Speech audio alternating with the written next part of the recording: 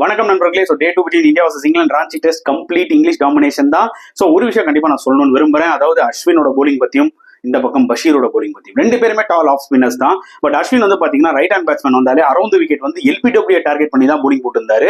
கொஞ்சமே பிளாட்டாவும் போட்டிருந்தாருன்னு வச்சுக்கோங்களேன். அந்த ஒரு டிபிக்கல் அஸ்வினோட போலிங் நம்மளால இந்த சீரீஸ்ல பார்க்க முடியல. ஒரு ஒன் டே மேட்ச் போடுற மாதிரி தான் அவர் ஆக்சுவலா போட்டுட்டு இருந்தாரு.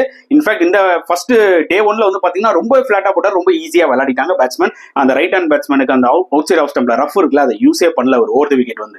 வேற பஷீர் வந்து பாத்தீங்கன்னா ஓவர் தி விக்கெட் வந்து அது டாப் ஸ்பின்னா இருக்கட்டும், சைட் ஸ்பின்னா இருக்கட்டும், அந்த ரஃப் யூஸ் பண்ணி அந்த கிராக்கிங் யூஸ் பண்ணி நிஜமா இந்தியன் பேட்ஸ்மேன் தடிகிரந்தம் போட வச்சாரு. டு பி வெரி ஆனஸ்ட், எனக்கு என்ன ஆச்சரியமா இருக்குன்னா பஷீர்ன்றவர்லாம் ஒரு 3 டெஸ்ட் மேட்ச் தான் விளையாடி இருக்காரு. ஸோ கண்டிஷன்ஸை புரிஞ்சுக்கிட்டு அவர் இப்படி போடும் போது 500 wickets experience person Ravichandran Ashwin அவர் ஏன் பண்ணலன்றது ஒரு வருத்தமான ஒரு விஷயங்க. சீரியஸா நான் எனக்கு தகுதி இருக்கா அவரை பத்தி பேசுறதுன்றலாம் வேற விஷயம். பட் அனலைஸ் பண்ணி பார்க்க இருக்கும் இது நிஜமான ஒரு ஃபேக்ட். உங்களோட கருத்துக்களை தாராளமா கமெண்ட் செக்ஷன்ல போடுங்க.